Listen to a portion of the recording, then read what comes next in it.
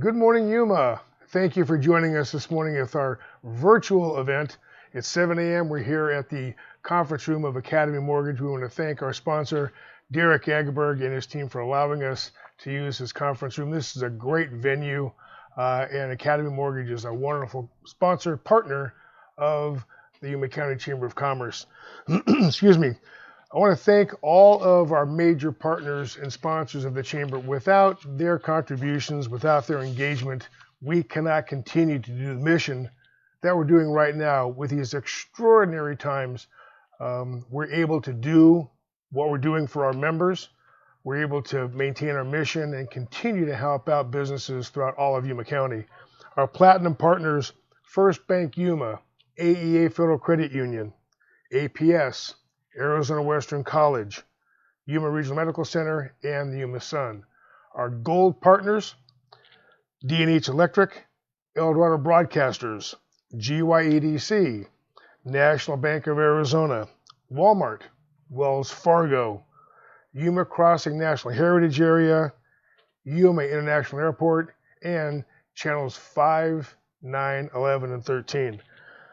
I also want to take a minute to really especially thank and give gratitude and respect for all of our first responders, our men and women in uniform out there every single day doing a job I don't have the courage to do. I want to thank you for showing up every day and saying, not on my watch. All of you folks in uniform that wear a badge, thank you very much.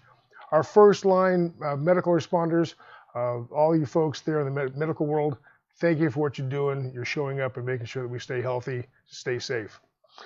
Also to my team, Cheryl Hehe, Tanya Pavlak, Diana Wise, they really make the chamber go. I want to thank them for their hard work 24/7, 365. They do. They answer the phone on weekends too. So I want to thank them for their hard work as well. With that, I want to remind you about a very important virtual event that's going to happen Thursday, July 23rd at 4:30 in the afternoon. You have to sign up for this. It is a how to do business with the city of Yuma.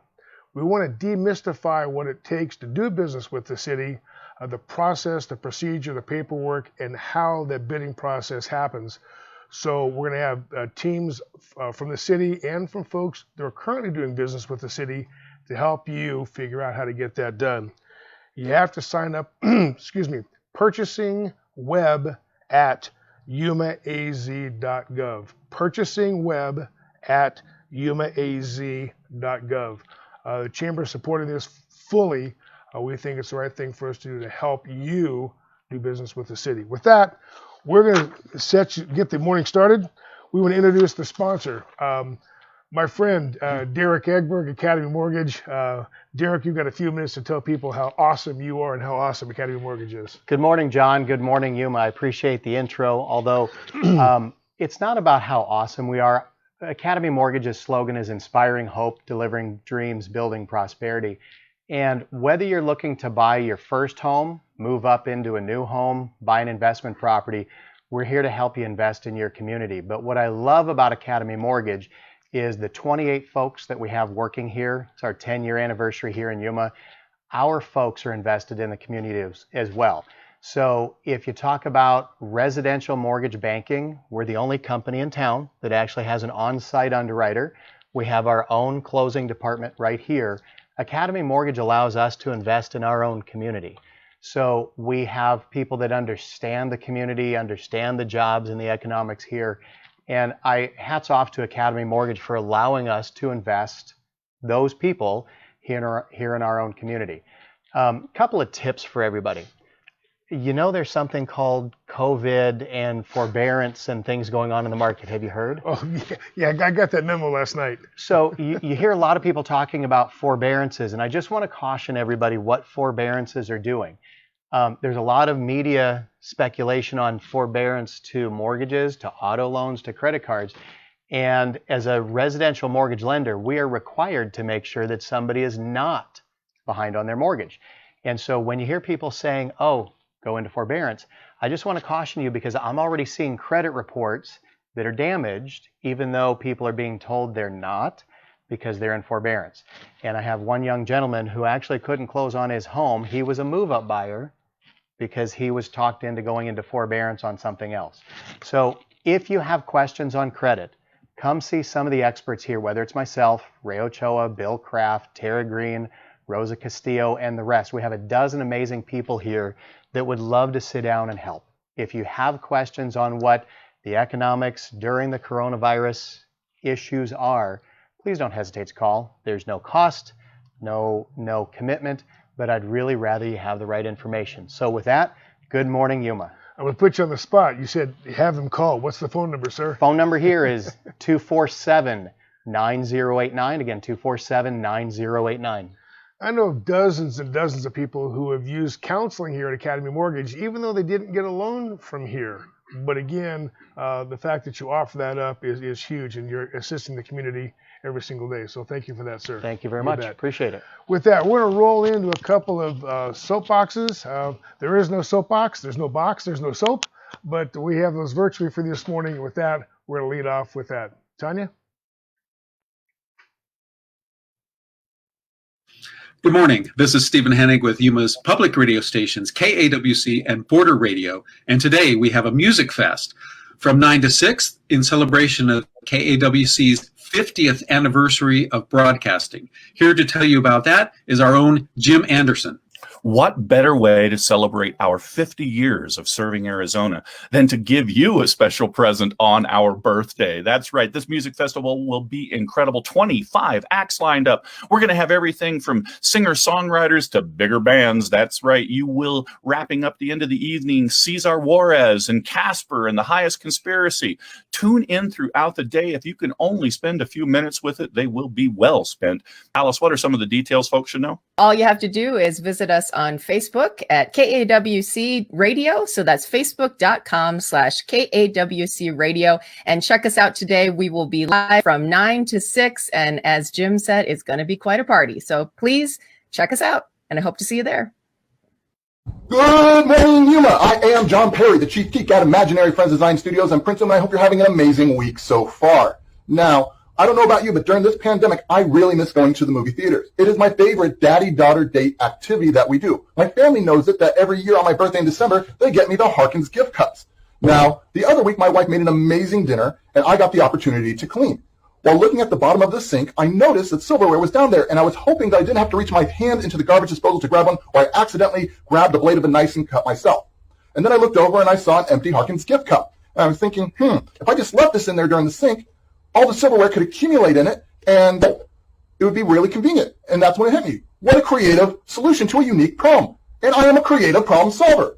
If you need a creative problem solver for your marketing, please contact us at Imaginary Friends Design Studios.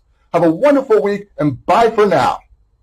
Good morning, Yuma. Hey, Yuma has some outstanding young professionals in our community, so join us in celebrating them in our inaugural 20 Under 40 Rising Star Awards, sponsored by the Yuma Sun in partnership with Next Gen Yuma. So for more details and the nomination forms, just go to yumasun.com/20 under 40 for your nomination forms. Get there now because nominations are pouring in. Good morning, Yuma. Behind every successful woman is herself. The September-October Biz Magazine will be the Women in Business edition, featuring business women in our community. This is a great way to highlight and recognize your company's successful women. Make sure that you get in there now. Please contact us at 539-6800 or email us at advertising@yumasun.com and reserve your spot. Good morning, Yuma. Good morning, Yuma. This is Dr. Craig Barrows, a general dentist here in Yuma. I've been practicing dentistry in Yuma for over 20 years. Question I always ask all of my current patients and any new patients is, what's your 20-year plan? Most patients don't have an idea of what their teeth are going to look like in 20 years. They just assume they're going to stay the same, when in fact they usually tend to change over time. So I create a plan for you that based off of what information you tell me, what do you want your teeth to do for you over the next 20 years? And we just plan our work and work our plan. If we find any changes along the way, we can modify that. But if you're not sure what your teeth are going to be like in 20 years and you'd like to know, or you know what you want them to do for you over the next 20 years, give me a call. Let's talk about it. We'll create a plan and we'll make sure that we achieve our goal. Again, my name is Dr. Craig Barrows. My phone number is 928-783-2218. Just remember, just floss the ones you want to keep. Good morning, Yuma.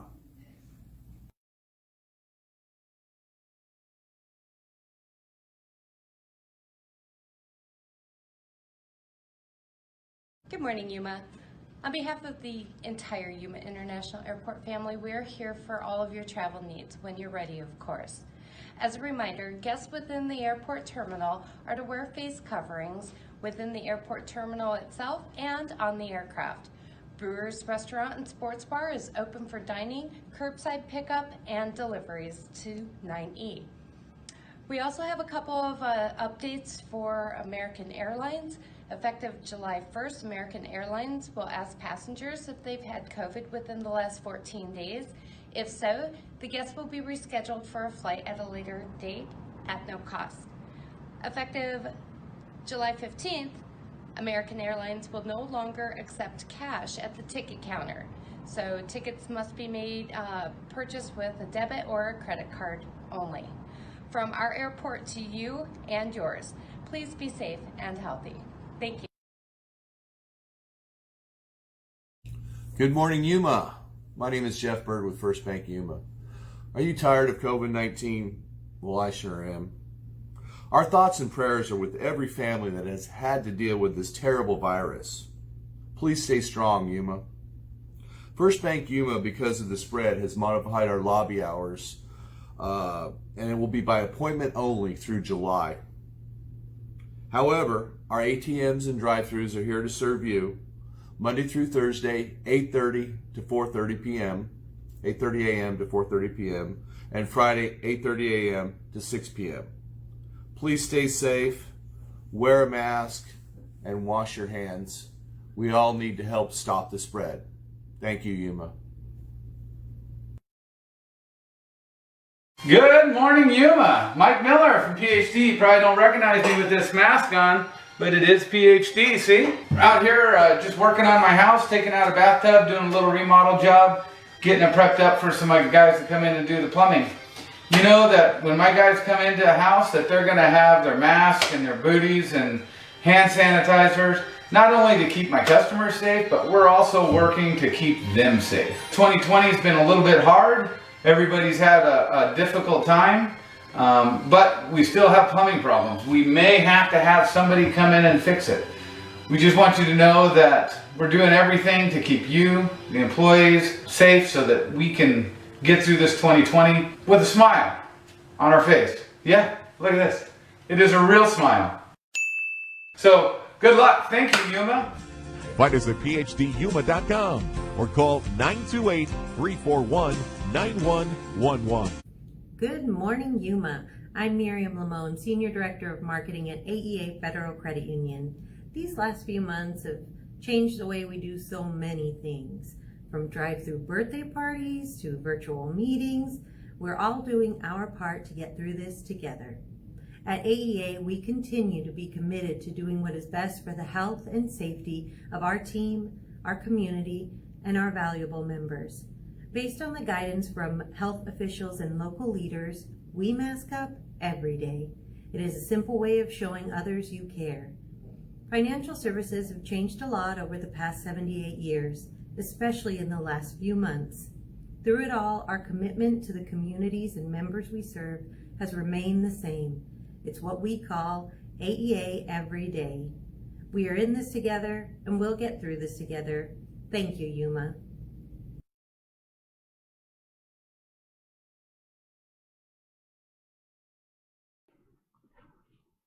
For you. Good morning, Yuma. We are back. I get to introduce my friend and board member of the Yuma County Chamber of Commerce. Paul Brierley is the executive director with the University of Arizona's Yuma Center of Excellence for Desert Agriculture. I'm looking forward to Paul's presentation. Every couple of years, we get a chance to get a recap on what's going on in the fields, what's going on in the laboratories, and what's going on in the world of agriculture. And as we all know, ag is king. Ag is tops. Ag is the number one industry in southwestern Arizona. So with that, I'm going to tee you up. my friend Paul Brierley of the U of A's Yuma Center of Excellence for Digital Agriculture. Paul? All right. Thank you, John. Good morning, Yuma. I'm really sad we're not all together, but I am thankful to the Chamber for letting us do this virtually and still get together. So thanks for joining me. I hope you're all keeping safe. And we'll talk a little bit about ag today. Tanya, if you want to pull up the slides. I know there's been a lot going on in your lives. Believe me, there's been a lot going on in agriculture too. Crazy times that we're in. But also there's a lot of ways that things haven't changed. People tend to eat 3 times a day, whether there's a pandemic or not. And agriculture was designated a critical industry for that reason. And so we continue to work. We continue to produce the food that everybody needs on the store shelves and in your kitchens. So that part hasn't changed. Agriculture keeps working hard to provide for you, the public out there.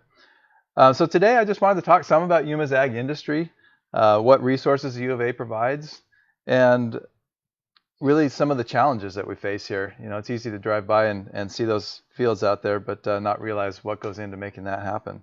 And with those challenges come opportunities too. So we'll talk about some of those. We can go to the next slide. So you all know that Yuma agriculture is a huge production area. We do veggies all winter long, and then we go into rotation crops. And so you kind of see most of the year things growing out there. Let's look at some of the numbers though. You've probably heard we produce about 80% of the winter leafy greens, and that's for all of North America, really, for the United States, Canada, and throughout the world. But what does that mean? If you look at all the counties in the country, which is over 2,000, we're in the top 1/10% of any county as far as producing vegetables, and we're in the top 0.5% of any county as far as all agricultural production. So there's a lot of other things we produce besides those veggies that we're famous for. We're also one of the top medjool date producer. As you drive around and see the medjool date, the palm trees, medjool dates are getting more and more popular, and that's a huge one.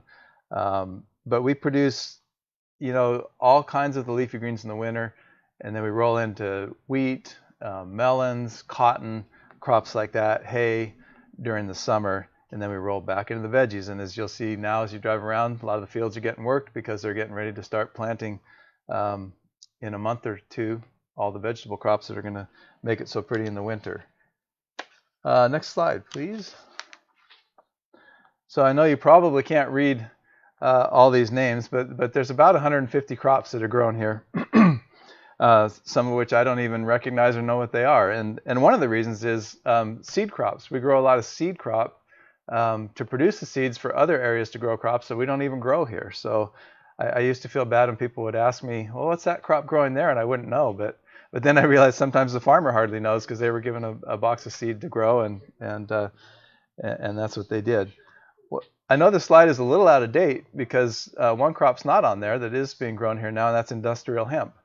You may have heard about that in the news. It's has in the same family as cannabis or marijuana, but won't get you high. Just a little note: if you see it in the field, you don't need to get it and try to smoke it because it won't get you high. But industrial hemp has a lot of uses, and it's a new crop. There's a lot of excitement around, and it's possible that Yuma could be a place for growing that. The growers are always looking for something new, especially if it can be a rotation crop outside the vegetable season, uses less water, does something good for the soil, and of course has to have a good market. So you may see more of that growing as time goes by. Next slide. What does that mean for our businesses and our economy here? Agriculture, as John said, is kind of the king here as far as an industry. It's by far the largest industry, and it's a $3.2 billion industry as far as economic impact to Yuma County. That's big. And you think about jobs.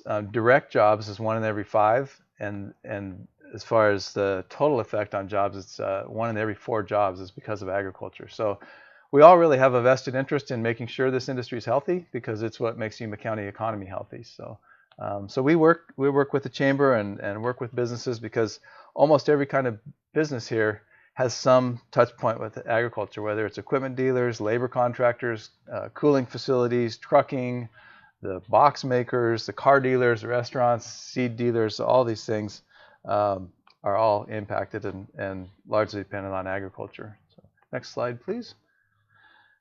So how do we do that? Probably fewer people have thought about that, but a few things come together in Yuma that make this really a world-class place to have agriculture, and that's why it's so big here.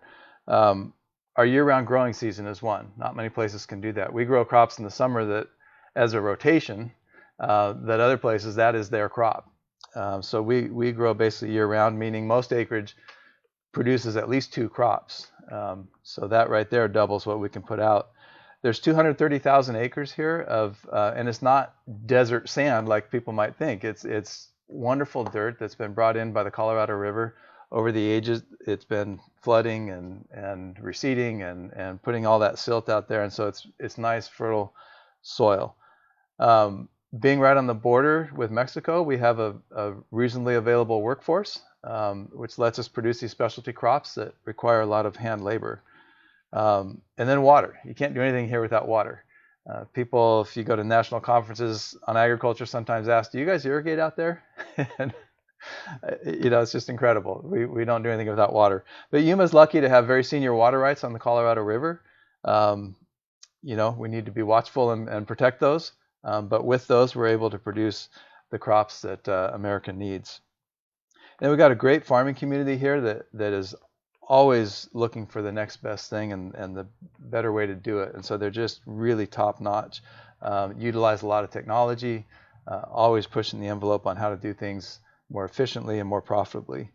And then great business and community support here in Yuma. It's just amazing. It's not like that in a lot of the country, and that's very much appreciated by the ag industry, and it helps make it a success. Speaking of water, we are one of the most efficient irrigation places in the world. We use 18% less water than we did in 1975, and in that time, productivity is in some cases more than doubled. So in other words, on an acre of land, we're producing twice what we used to produce. So we like to talk about the most crop per drop, and any place you can get the most crop per drop is the place you ought to be farming. And so when people say, oh, what are you farming for in the desert? Just remind them, this water's in the Colorado River. It's going to be used somewhere. Why not use it at the place that's the most reliable, most productive place to do that? Next slide, please. So I am with the Yuma Center of Excellence for Desert Agriculture. It's a University of Arizona organization. We are, I'll tell you a little bit more about that in a minute, but I wanted to let you know what kind of resources the U of A has here that help support this amazing industry. And by the way, if you have questions as I go, you can put them in on the chat room, and Tanya will get those to me. So starting with, the University of Arizona is Arizona's land grant institute, which means that in addition to teaching and research, which all universities do, we also do outreach and work out in the public and in the industry. And so Yuma, it turns out, is the only place besides Tucson that has all 3 of those missions. We've got academics, we've got research, and we've got outreach through cooperative extension. So on the academic side, we have the U of A Yuma, and there's actually 22 degrees that you can get staying completely in Yuma for all 4 years. And then quite a few more where you can be in Yuma for 2 or 3 years, and then in Tucson for 1 or 2 years. So the opportunities are huge for developing our workforce, for our population here. And it's something more and more people are taking advantage of, including my son, who just graduated. And people can, especially in the ag field, can get great scholarships. They can live at home. They can do a U of A ag program that is 2 years at AWC and then 2 years with U of A Yuma. You can work in the industry to not only build up your resume, but get cash. And you can end up, unlike most people that go through college and end up with a huge debt, you can actually end up being on the positive side of things if you play it right. So tip of the hat to Tanya Hodges, who's built up this program, and it's growing like crazy. It's not just ag, it's engineering, it's all sorts of things. And like I say, it's very focused on what Yuma needs, so that those graduates have jobs if they want to stay here. And then on the research side, there's three big entities. One is the Cooperative Extension, which does not only ag research, but also other things like family and consumer sciences and youth development, the 4-H, the Master Gardeners. And then we have the Yuma Ag Center, which is part of an Arizona experiment station, which is just it's facilities where research can be done in the field, on the farm, in the labs. And then the third thing is our Yuma Center of Excellence for Desert Agriculture. Next slide, please. So we're a kind of a unique outfit. It's a public-private partnership. It was formed a little over 5 years ago. We celebrated our 5-year anniversary this fall, where the industry and the university came together and said, the industry said, we're willing to fund an organization if it will work on things that we really care about, and if it will put out results that are usable and helpful to our industry, then we'll support it financially. And so that's what we are. Is we're a university organization who really is advised by our donors, advised by the industry as to what are the pressing problems they need to solve, and then we do our best to put resources together, get researchers interested in this area, get them funded, put projects together, and come up with solutions. So that's what we've been doing. Part of that is funding research, and part of that is just getting the right people working on the right problems. So next slide, please. So let's talk about some of the challenges that face the industry. You know, like I say, you drive by, you look at a field, and it just looks amazingly perfect and amazingly uniform, and it's actually really hard to do that. And they're out there every day walking those fields looking for problems, whether it be plant disease, whether it be pest infestations, whether it be some water issue or a soil health issue.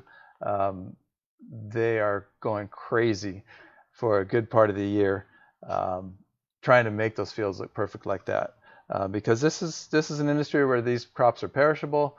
They're needed every day out at your local Safeway and your Costco and your Subway, and it takes a lot to do that.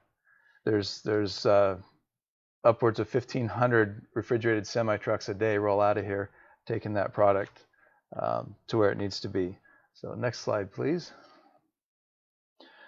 So what are some of these challenges? Food safety is one that you've probably heard about in the news.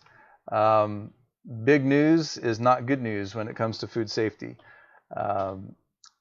The industry does so much behind the scenes that works to keep this product safe. It's a challenge because people don't cook this product. So you know, these E. coli and things like that, you can't see them, you can't smell them, you can't taste them, but yet you got to keep them out. And so the industry, like I say, is doing amazing things to keep that food safe. There's research that goes into it. There's grower practices, grower training, government inspections, research, technology.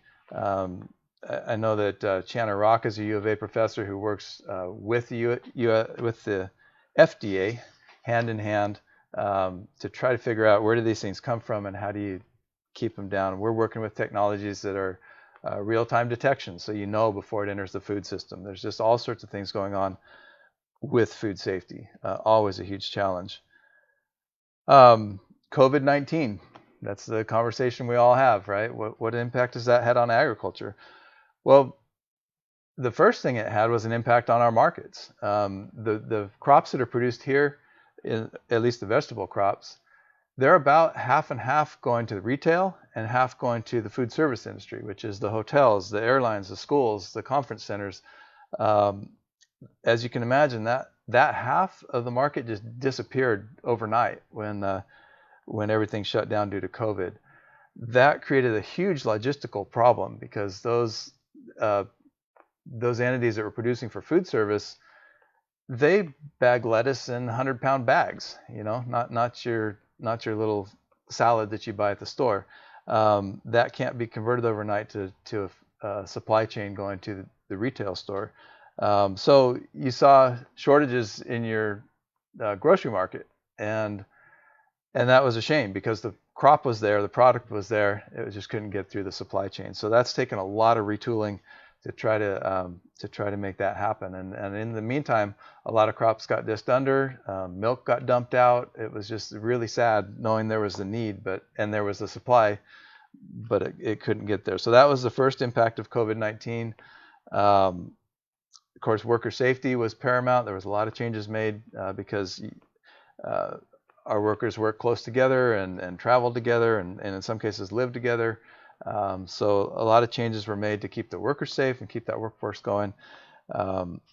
One good bit of news was the FDA came out and said that this disease is not transmitted on food. So speaking of food safety, we don't have that issue of having the concern of food carrying that to our consumers. Water, certainly always a challenge here, both the availability. We do, like I say, we have great water rights, but there's one problem. We're at the very end of the Colorado River, so we're the last one to have physical access to the water. So we've got to be very vigilant, and I appreciate the Chamber's work on making sure, and not just the Chamber, but Yuma in general is great at making sure that Yuma keeps their strong water rights. But there's also work that needs to be done on the irrigation efficiency and making sure the quality is there and the quality is dealt with, whether it's the salinity in the water or pathogens that come in on the water. Those are all areas that need to be worked on, and they're constantly worked on. Plant disease is another big one, and that goes along with soil health. When you have an area like this that's so productive and such a vital part of the national infrastructure, you want to make sure that it continues and will continue long into the future. And so soil health is more and more recognized as something that is going to impact water efficiency, crop productivity, disease, things like that. So more and more research is going into how do you deal with salinity and make sure we don't get salted out where the crops won't grow? How do you deal with disease that's in the soil? How do you build up organic matter when it's so hot here? Typically organic matter is tough to build up, but these are all things that we're working on. Labor and immigration is always a big deal. This is there's tens of thousands of people out in the fields. You hear different numbers, but working every day in those crops. And that's an aging workforce. There's fewer and fewer people that want to do that. The border gets more and more difficult to reliably come across every day, and we have like 15,000 people that cross every day, work in the fields, and go home. So it's always a challenge if that border crossing isn't efficient, or if you're worried about closures. And then the visa programs that allow a legal workforce to come, those are always needing to be tweaked because they're really hard to work with. But one thing that comes out of that is ag tech and automation. How do you automate? How do you mechanize agriculture so you don't need as much hand labor? Because it's not a matter of getting rid of jobs, but it's a matter of how do you keep producing when you don't have the workforce that you're used to having. So a lot of work goes into that, and like I say, that takes there's just a lot of things with remote sensing, with drones, satellites, so that you can know what's going on in your field in real time, and have tools that help you make decisions based on that. What does that require? One of the things that requires is broadband access. So we in agriculture are working pretty hard with a coalition in Yuma to get better broadband service here.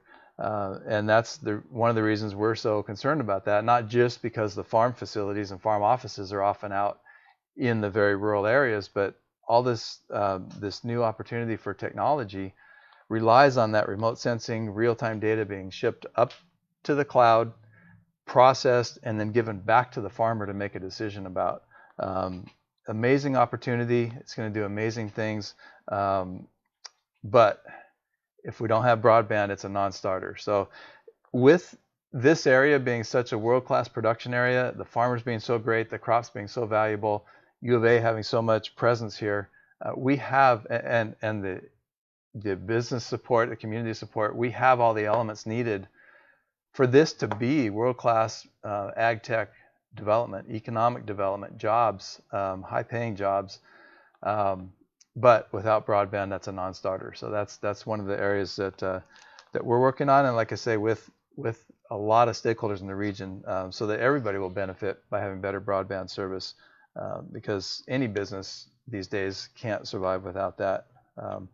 Then of course there's lots of other challenges too: pests, weeds, weather. Different weather patterns bring different kinds of pests and everything else. So those are some of the challenges we face. And if we can go to the next slide. So this slide just lists some of the projects that we've worked on at the center. How do we address some of these things? And I don't know how much time am I doing for time? As time as you need. Okay. We are, one of the first things I was given was to address this disease called fusarium wilt. If you see some lettuce fields out there that look not so great, there's a good chance it's this fusarium disease, and it's in the soil. There's not a solution for it per se at the moment, so we're doing a lot of work both with cultural practices, looking at different varieties, what technologies can be used, and that's one of great importance because it's spreading here and it's going to other places. So we're kind of the epicenter of trying to solve that. And again, we bring in a lot of outside money to support researchers to work on these things and do it here in Yuma. I mentioned irrigation. So irrigation efficiency and soil salinity, those are things we're working on too.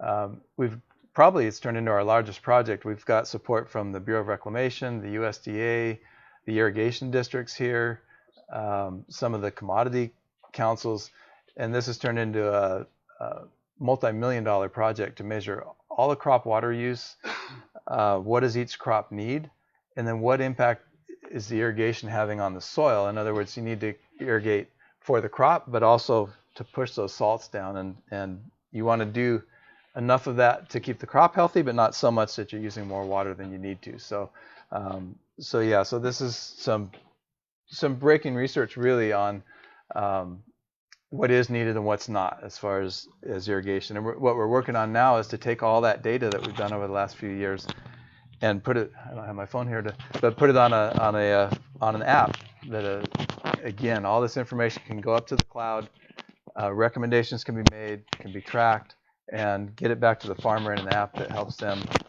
know what they've done and what they need, what the recommended timing and amount of irrigation is.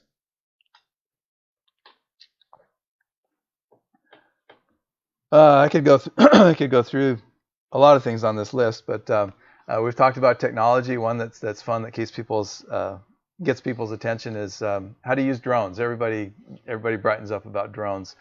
One of the fun ways that we've helped develop is to use drones to pollinate date trees. That producing the medjool dates, if you ever wonder why they're so expensive in the store, they're hugely labor intensive.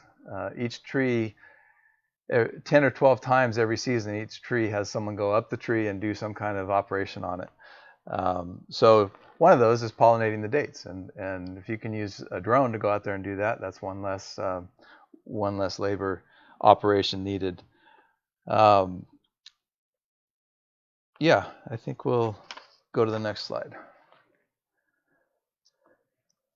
So we work with organizations at U of A like Tech Launch Arizona that helps take research and put it out there in the private sector. The McGuire Center for Entrepreneurialism, which is working to get people to take some of these technologies and make startup companies. We partner with researchers from Arizona, from California, from all around the world, really. We give small grants to put them to work, and then get some data that lets them apply for even bigger grants to work on things. We work with associations like the Western Growers and the Farm Bureau, Yuma Fresh Vegetable Association. We've got, as I said, we've got the best growers in the world right here. All that's coming together through the Yuma Center, and we really believe we have that opportunity here in Yuma to keep pushing that envelope and do world-class ag tech development. So I think with that, next slide. I didn't say next slide for that, did I? What are we on? I'm It's just your information. Okay. So are there any questions? Wait, Yeah, there are. Hang on a second.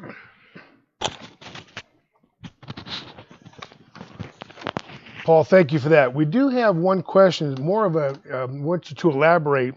How and why was the retail supply chain interrupted? It seems counterintuitive with an overabundance of supply. So how was that interrupted? Was it the demand shifted? How was that interrupted? Good question. So when COVID hit and everything started closing down, so let me back up. The products like vegetables, milk, things like that, they're perishable, meaning you can't store them in a silo. You got to harvest them when they're ready. You know, with milk, you got to milk the cows 3 times a day, and you can't store it. With vegetables, when they're ready to harvest, you got to harvest them, and you got to get them to market. I mean, it's amazing how fast they're at the market when they were just in the field. So when half of that was going to places, like I say, food service places that were the hotels, the restaurants, the airlines, the schools, the convention centers, and that just stopped. When COVID hit, that stopped. There was no more demand there. So where were people eating their meals? They were eating them at home. They were buying their food from the grocery store. Well, grocery stores, they don't have big warehouses full of stuff. They're getting product every day. And so there's a number of things that made it difficult to keep the grocery store supplied. Number one is they were suddenly selling more than they could stock. They could get in overnight and put on the shelves, and it was gone before they could restock. When you're a supplier, yes, you've got the crop in the field, but you have no direct link to those retail stores. So you don't even have a business relationship. And you got to develop a business relationship. You got to pack it different. You got to put them into different packages instead of 100-pound bags of lettuce. You got to pack it in a different way and get it there. So there was a big disruption. And when you can't do that because they're so perishable, you just have to toss it. And there was millions of pounds of milk being dumped. There was one thing that compounded it was because the shelves were empty, they put limits on what people could buy. So all of a sudden you could only buy 1 gallon of milk. And as the supply adjusted to that, they still had limits on how much milk you could buy. And then again, the milk was coming whether people were taking it or not. So a lot of disruptions to the logistics. Logistics is incredible, all the way from the seed that the farmers plant is very specific to that time of year in that area, through to, like I say, every day having that product at the stores that it needs to be at. So yeah, it was a huge supply chain problem. So without getting in the weeds on the financial side, is this fall crop already priced out and sold? Is there a way that happens on the market? So the farmers really are at a huge risk based upon their best guess and what buyers are going to buy. So it's a really good point. That's the other problem is when you plant a crop, and even though these specialty crops are pretty fast growing, you're still looking 2 to 3 months out for the market. And so in this world, to try to figure out if I plant, should I plant 500 acres or 1,000 acres of this commodity, depending on what the market's going to be 3 months from now, it's a guess. All of our crystal balls are shot. They're broken. Yes. And sadly, these crops are worth. They put in just the production cost $4,000 to $5,000 an acre, $4,000 to $5,000, not 45, but $4,000 to $5,000 an acre. And so they do have to disc it up at times when the market's not there. The market's not there, and so it is a huge gamble. You made reference earlier, Paul, to spinach testing. Can you elaborate on what that is? I don't remember exactly spinach testing, but there's all sorts of testing goes on. So in an effort to make sure that that the food is as safe as can possibly be, the water is tested regularly. There's agreements called Leafy Greens marketing agreements that is a voluntary thing the industry does to make sure that their product is safe, and it covers everything from worker training to procedures in the field to testing. And so the water's tested for pathogens throughout the growing season. The product is tested as they're harvesting. Any intrusion in the field from a wildlife, a bird, a person. So keep this in mind when you're walking your dogs out there. Please don't go through the fields because that crop has to be left behind if there's any possible threat.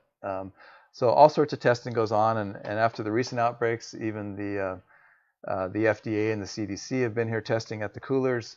I got to say, any outbreak is, of course, awful, but we literally are producing billions of servings of salads every year, and very, very few of them have any problem.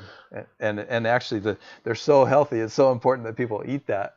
I want to assure people that this is a very safe product. If you can, walk us through some of the successes. I was at the outset of the drone technology to pollinate the dates through the U of A program that Tanya and her team put together. It's working.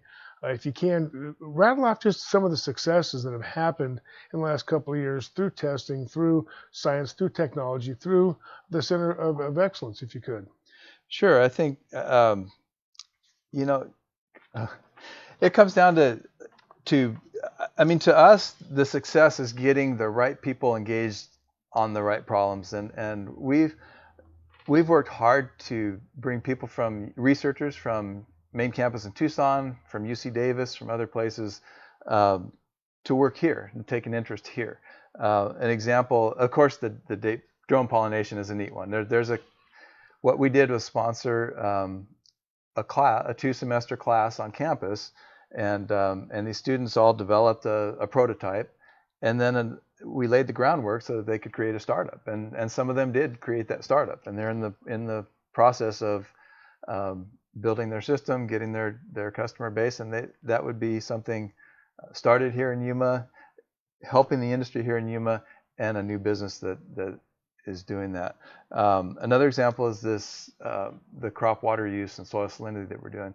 We repeat that one again? So sorry, that was a mouthful, right? So we have a project that I mentioned that we're looking at all the actual water needs of each crop, measuring that, because that hadn't been done since like the 50s. Things have changed as far as the varieties, the amount they produce, and the Colorado River and all the drought contingency plan and all these, there's whatever fallowing programs and different things. They make assumptions. Say you're going to fallow some farmland, which I don't encourage, but you're going to make an assumption you're going to save a certain amount of water and leave that in the river. Well, it turns out, you need to know what that accurately is. And it turns out if those numbers are wrong, then you may be actually putting extra stress on the river because you're thinking you're saving more than you really are. And part of that is the soil salinity. If you don't grow a crop, then when you do want to grow a crop, you've built up some salts and you need to push those salts down. So anyways, to have the right numbers for what the crops need, and what's happening with the soil, we started that project and we needed some equipment, so we partnered with a researcher in Maricopa from the USDA, mainly to be able to utilize some equipment that he had that we didn't have access to.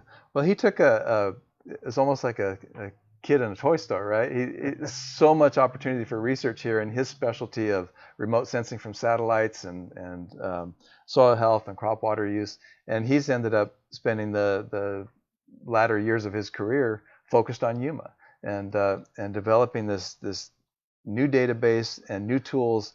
It was neat talking to him because he said for 20 years they've been saying satellites are going to be the thing, right? We can get all this information, and he said just now we're really getting to where we can use satellites. They're going over often enough now where we can get data every other day.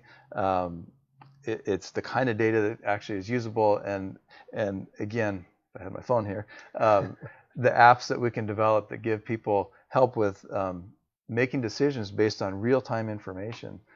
It's really going to transform the way that agriculture is done as far as the efficiencies, the productivity. So that's really what we're excited about, and it covers just a broad area of production and public policy issues. Agriculture is at the center of a lot of public policy issues: water, immigration, taxes, regulations. It's there. So. Downshift, if you will. You talked about the soil has salinity in it, and you want to push that down. How do you push that salt back into the ground? So you use water. You use water, yeah. It's that, and and there may be some soil health aspects to it. So as we look at what does soil health mean and how do you build it up, and that may play a role also. But the main way is enough water to leach that down. And so people will say things like, well, everybody needs to use drip, and we do use drip here on some crops and in some places. But you also have to realize when you are just providing exactly what the crop needs, you're leaving behind salinity, and you see it in the white, crusty and you're leaving that behind, and you're building that up. And crops, especially tender crops like lettuce, can't grow when there's a lot of salt in the soil. So it's the proper irrigation is what the crop needs, plus enough to keep that salt out of the root zone. One last question. They want to know, are tours possible of the center? Do I call somebody? Do I have to know somebody? Do you still do that? Good question. So probably the best way is the Visit Yuma, the former Yuma Visitors Bureau. They do field to feast tours during the season, so basically between Thanksgiving and Easter. Mm-hmm. And through Visit Yuma, you can sign up for these tours, and it brings you out to the research farm, and you get to pick some produce, and you learn about how it's grown. You get a farmer jumps on the bus and takes you out to his fields and shows you where it's grown, and then you end up at the college, Arizona Western College, and have a meal cooked with the produce that you picked. So nice. I would recommend that. And if anybody has specific questions, they're certainly welcome to contact me. How do they contact you, sir? I don't know if the screen's still up, but if you go on the website to Yuma Center of Excellence for Desert Agriculture, which actually the website is desertagsolutions.org. That's probably the easiest way. Nice. A job very well done this morning, Paul. Thank you very much for spending the time and the wonderful presentation. We'll have the slides available. If you want the slides, they'll be available. So you can email us at the chamber, info@yumachamber.org, and we'll get the slides to you if you'd like to have those. So again, Paul, thank you, sir. Thank you. Going to slide back in. All right. Going to continue on. Thank you very much. You're still tethered.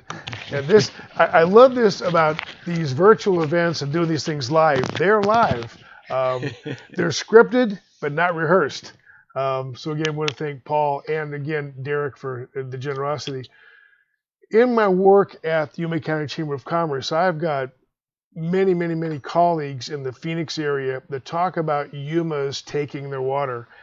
And I respond with a couple of things. One is, Paul's statistic of since the mid-1970s, using 18% less water, and in some cases producing double the product. This is a commodity that farmers pay for. It's not like it's just free. So they have to pay for these commodities, and it's a cost factor for them. So they're as conscientious and the most conservative individuals when it comes to conserving water, making sure it's not wasted. They're very strong in that area. The other thing I tell these folks is when you look at Yuma, it's amazing. The University of Arizona did a study years ago called a location quotient. I call it industry quotient because I remember IQ, but the location quotient did about 30 studies across the country, cars to Detroit, agriculture to Yuma County, technology to the Silicon Valley, wine to the Napa Valley, 30 tests across the country, citrus fruit to Florida, Dade County, etc. Well, they discovered that Yuma's location quotient was twice that of Napa Valley's location quotient to wine. So we were at 25, wine to the Napa Valley was a 13. So agriculture to Yuma County is twice as important as wine is to the Napa Valley. It's important, it's critical, water is key, and just educating our legislators and other folks around the state, we don't waste it, we pay for it, we use it, we have compacts with Mexico we have to take care of, and we're feeding the nation. So it's important, and the Chamber's proud to be at the table when those conversations happen. So anyway, thank you for letting me soapbox that.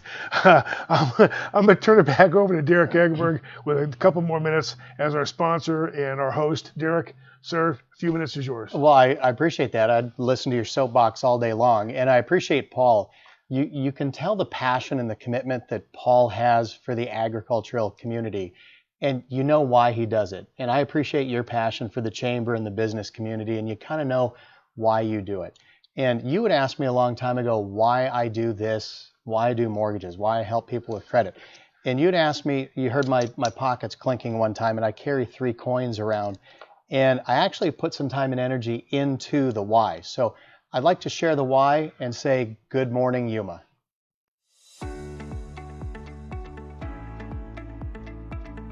I'm reminded every day to continue to work and focus because of 3 coins I carry. The first of which was provided to me by a mentor and coaching company.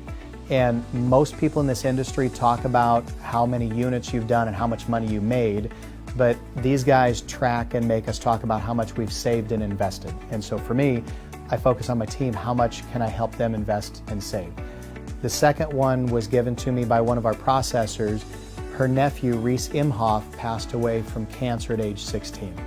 And this coin says faith over fear, and reminds me that none of the stresses we go through on a daily basis are even remotely what that young man went through. And he still had the most amazing attitude, even to the very end. The last one was given to me by Adam at a leadership summit. And this coin says E pluribus unum, which is out of many one. And this reminds me that it's not about me, it's about the 25 people in the branch. But it's not, it's actually about the 924 people that showed up to our event, but it's actually about the 125,000 people that live here, and we're all part of a much bigger community that we really can make one big, better place.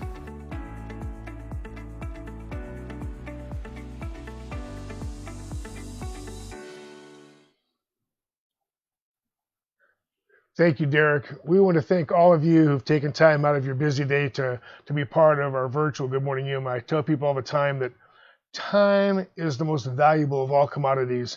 Money comes, money goes, cars come, things come and go, but time is the most valuable commodity. We're on this rock for this much of our time, so spending it with us this morning is greatly appreciated. Thank you again to Derek Agerberg, Academy Mortgage, our platinum sponsors, gold sponsors, and my team, Tanya Pavlak, Cheryl Hehe, Diana Weiss. Thank you for virtually celebrating Good Morning Yuma. Go get your bacon, go get your biscuits and gravy. For that, we'll be talking to you later. Take care, all. Have a good morning, Yuma.